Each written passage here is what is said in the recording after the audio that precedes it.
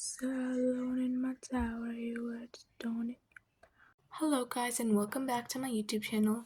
Today I'm going to teach you how to make a cute lavender. In this video, it's really easy for marketing and stuff. I'm going to use this 4-ply yarn and this 3.75mm hook. I'm going to do a slip knot, snug it tight. For this project we're going to have to snug it tight because we're just going to make a tight lavender. And there, if you want to make a loose, just pull, and then I'm going to yarn over, put it in the stitch, yarn over in the same stitch. So we have 2. We're going to make 48 in total chains. So yarn over, 3, 4, 5, 6, 7, 8, 9, 10. Remember, in the beginning, if you chained it tightly, then in the front part, don't start chaining in a different pattern. Then the lavender is not going to be the same size of all of it. So I'm just going to be chaining 48.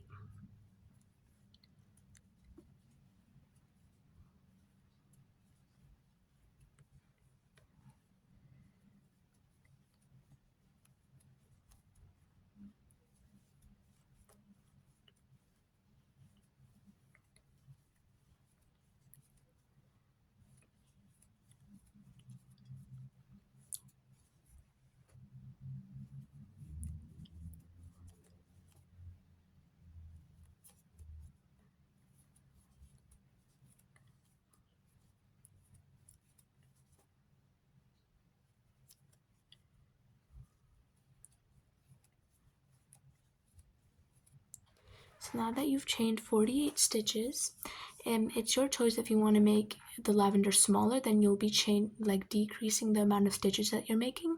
And if you want to make the lavender bigger for your market or anything, then you will increase the stitches. So now that we have that much, that's the first stitch, second, third. So I'm going to tell you something. We're just going to be crocheting in this top part right over there. I see some people when they're crocheting lavender just do both of the stitches, but no, we're not going to do it like that. In the top stitch, so the lavender will turn out more curved. So I'm going to yarn over, put it in third stitch. 1, 2, 3. 1, 2, 3, sorry. And then we're just going to do it on the top stitch right over here. And then we're going to pull through 2, and then you should have 2 left. Then you're going to pull through 2, yarn over, insert into the same stitch, and do that once again. Pull through 2, you should have 2 left, and then pull through the remaining. And then for the last time in the same stitch, you're going to do that once again. You're going to pull through 2, you should have 2 more, and then pull. And now that's how it should look, but now we're not going to be working in this stitch anymore, we're going to be working in the other stitches. So in the next stitch, you're going to just do a slip stitch and then just pull. And then after that, you're going to chain 6. So 1, 2, 3, 4, 5,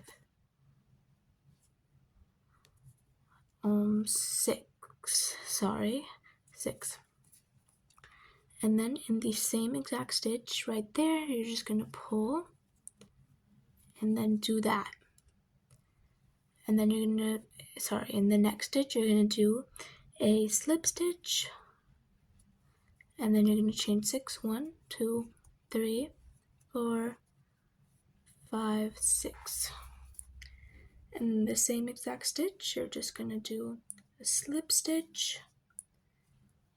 You're just going to continue this pattern of doing a slip stitch in the next stitch, and then in the same exact stitch, we're going to chain 6.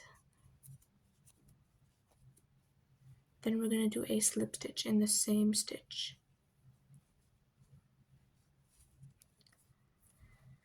So you're going to be doing this for the whole thing, and I'll meet you guys back once you finish doing that.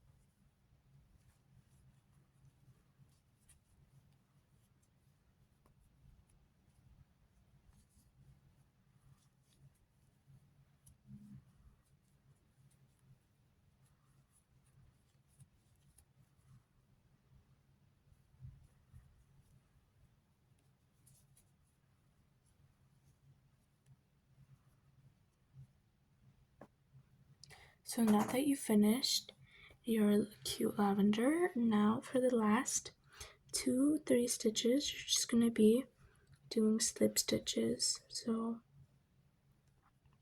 not going to be chaining 6 in the last 3 stitches, you're just going to be doing some slip stitches like that.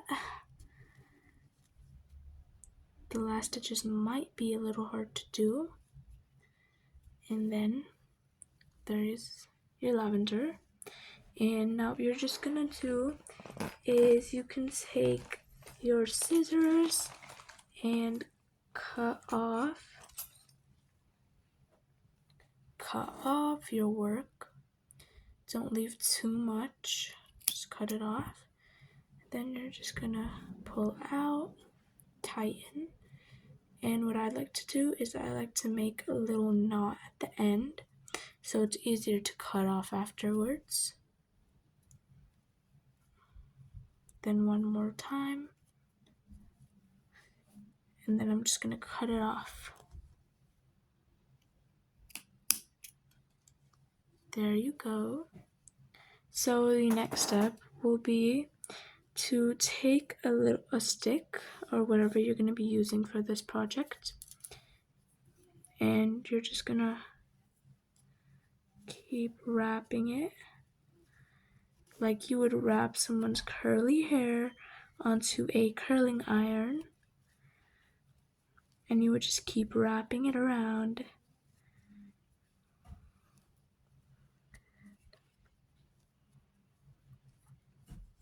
And then you're just gonna ruffle it at the top. And you could just glue it however you want. You can wrap some green yarn around here. And then I'll show you guys the final product. So alone in my tower, you words don't it